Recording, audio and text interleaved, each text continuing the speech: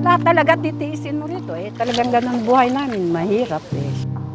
Hindi man direktang naglandfall sa Pilipinas ang bagyong Karina. Pinalakas at hinatak ito ng habagat, kaya nagdulot ito ng malawakang pagbaha sa Metro Manila at sa mga karatig probinsya. Dahil laging handa ang Operation Blessing sa ilalim ng One Step Ahead campaign nito, mabilisang nakapag-mobilize ito ng relief efforts.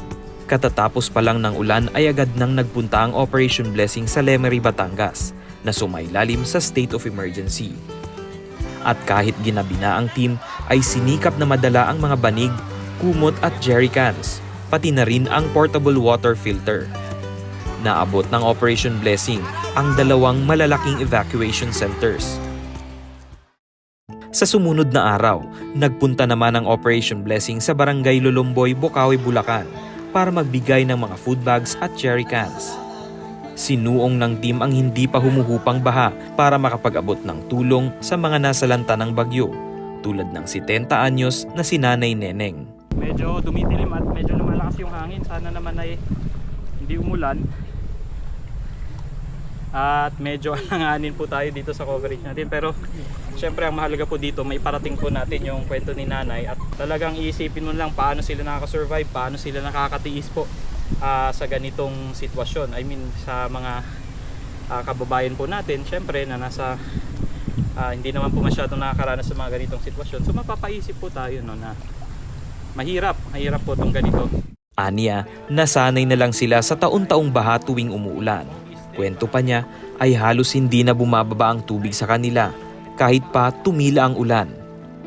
So itong ganito kalalim na kung medyo maging maganda ng panahon, gaano katagal yung paghupa niya? Hindi na humuhupa ang tubig dito. Ha? Paano hindi humuhupa? Hindi na. So ito? Pinakamaliit na lang dyan. Hanggang dito mo na lang, dito, yan. Pero so, hindi wala na. na yun? Meron, yun na yun? Oo, hanggang doon na lang ang tubig. Dati, laging tuyo ito. Magmula nung ginawa yung dike na yun, Dumiretso na din. oo, hindi na manutubig, hindi na nawalan. 2 lang sila ngayong nakatira sa kanilang maliit na bahay at nabubuhay sa pangangalakal at minsan ay pagtitinda ng isda kung may huli.